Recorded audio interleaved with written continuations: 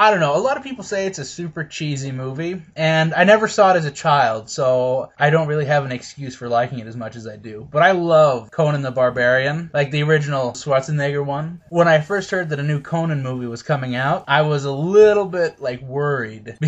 Because the original movie actually has several interesting themes that most people don't realize because it is such a campy movie. But it has some interesting themes that I, as the sociological fag that I am, that I just pick up on and I love. Like the fact that everyone else is scared and mystified by monsters, and he's the one who's like, oh, no, this is how it works. It's just an animal that happened to grow this way. Or it's like you have like the big religious institution there, and he's the one who isn't swayed. He personifies man, and like being, once again, sociological fag. He's the Ubermensch. He sees religion, he hears the lies that the guy tries to tell him, and what does he do? He just like walks away. He ignores it. He's able to overcome it and show that flesh is stronger than steel, yeah, but not in the way you're saying. It's just because we can overcome anything if we work hard enough. And so part of the thing is casting is going to be important, and it's I kind of have this weird dichotomy in my head where it's like I want it to be somebody who's a great actor, but I also want it to be someone who is giant and manly, because that's what Conan is. You can't have tiny people playing Conan. It's against the very character. And so I was super excited to see Jason Momoa cast as Conan, because even though he's not a super huge guy, he's big, and I think he's actually a pretty decent actor too. So our mutual friend that we talked about a couple times, he kind of responded negatively to Momoa being cast as Conan. He said that he's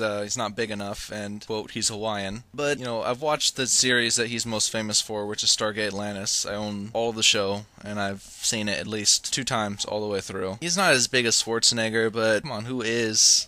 Yeah, that is a very good point. But I mean, he's a good actor. I think he is. Most of his acting on the show is he's the big tough guy, so you know he's kind of walks around, talks like this, doesn't say a whole lot, but that's Conan. That's Conan. But there are episodes like Satita which show off Momoa's acting. It showed him as a warrior how he was in the past. It showed him as a warrior how he is in the present. It showed him as the loving husband. Showed him as the desperate husband. I think he has the acting chops to pull it off.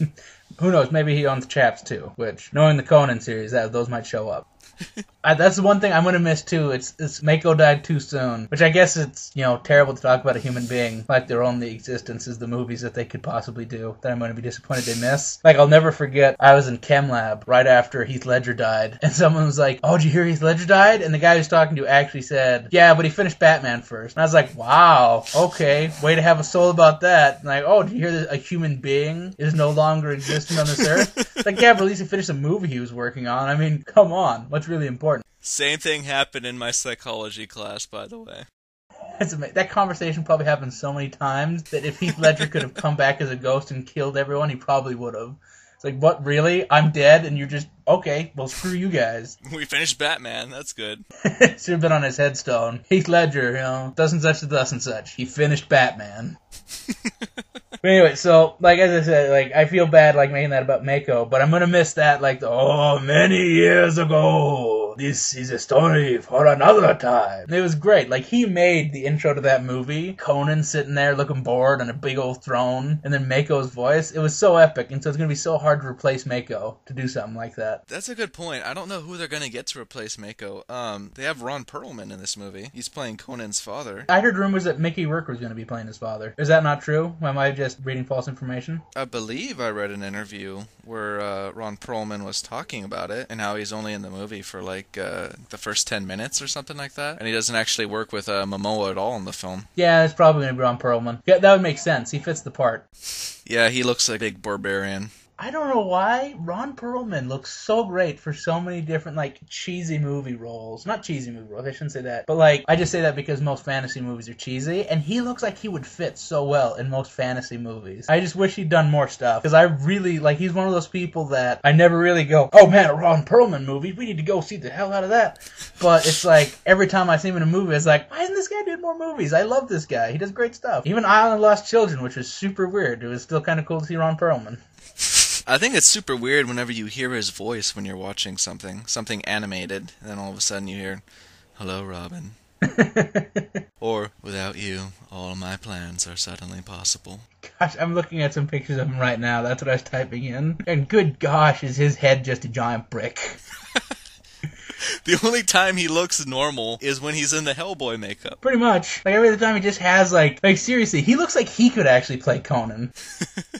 So I guess it makes sense that he's Conan's dad. Well, aside from the fact that he's super white and Jason Momoa's Hawaiian. I don't know why people have a problem with that. There's a lot of the time people are like, oh, well, this person, the Avatar movie too. That was one. It's like, oh, this person, they're not the right race. It's like, first of all, wow, okay, 1960s, there you go. Second of all, but I guess this is also 1960s. Let's be entirely honest. To most people, brown is brown. Yeah. And especially the Hawaiian type of brown, which sounds incredibly racist when I say that, but it's more a commentary on racism than racist myself. He looks like he could be a white guy who's just super tan, which once again, this sounds super racist, but I'm not trying to be. I'm just saying that even though he is Hawaiian and Ron Perlman is definitely not, Ron Perlman is super pale, I can see that, especially since the whole premise of the story, if it's anything like the original, born, raised in the snow, stolen and taken away to desert lands where he works outside all day as a slave. I mean, it makes sense that he's going to be a little bit darker toned, so to speak, than his father. So I don't see why him being Hawaiian is a problem. It doesn't bother me because we haven't heard anything of who's going to be cast as his mom. Oh, that's a good point. I mean, they could cast a black woman as his mother, and then Jason Momoa's skin tone will be totally believable.